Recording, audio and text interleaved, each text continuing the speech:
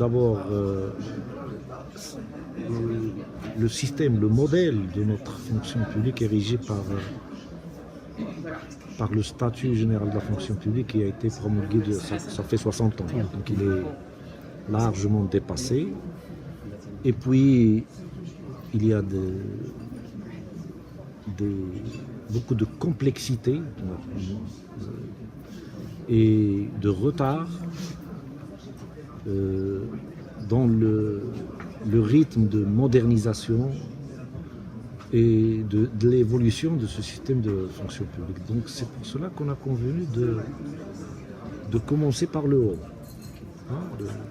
Il s'agit d'un corps malade, donc il faut attaquer la matière grise. Il faut commencer par le haut, par l'élite administrative, par les postes de responsabilité, parce qu'il y a des responsabilités quand on parle du principe de la reddition des comptes consacré par la Constitution, donc il faut aller directement vers les responsables. Alors ce matin, on a réuni presque 600 responsables, hauts responsables de l'administration publique. Peut-être que c'est la première fois qu'on parvient à réunir de l'élite, de la matière grise, des hauts fonctionnaires de l'État, pour se pencher sur l'avenir de la fonction publique au Maroc. Donc, la question a été posée par plusieurs pays, ce n'est pas une spécificité marocaine, plusieurs pays dans le contexte d'une accélération de la mondialisation, accélération brutale, violente, qui efface les spécificités, qui interpelle le rôle de l'État.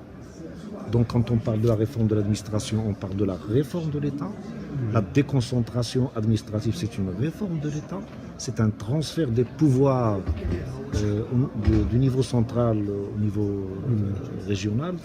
Donc c'est vraiment un événement, le fait qu'on a pu réunir ces hauts responsables qui gèrent des chantiers, des programmes de développement qui contribuent à l'élaboration et à la mise en œuvre des politiques publiques, qui assistent directement les acteurs politiques aussi, parce que la haute fonction publique, c'est le niveau d'articulation entre le politique et l'administration.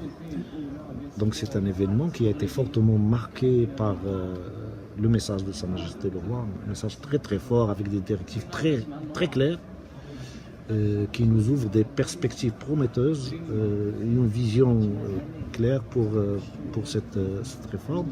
Et puis les interventions du chef de gouvernement, du secrétaire général du gouvernement et moi-même pour réitérer, renouveler la volonté politique du gouvernement pour la volonté politique qui consiste à s'inscrire parfaitement dans les directives de Sa Majesté pour accélérer et approfondir aussi les réformes, toutes les mesures législatives, organisationnelles de la réforme de l'administration publique pour qu'on puisse doter notre pays d'un nouveau modèle d'administration.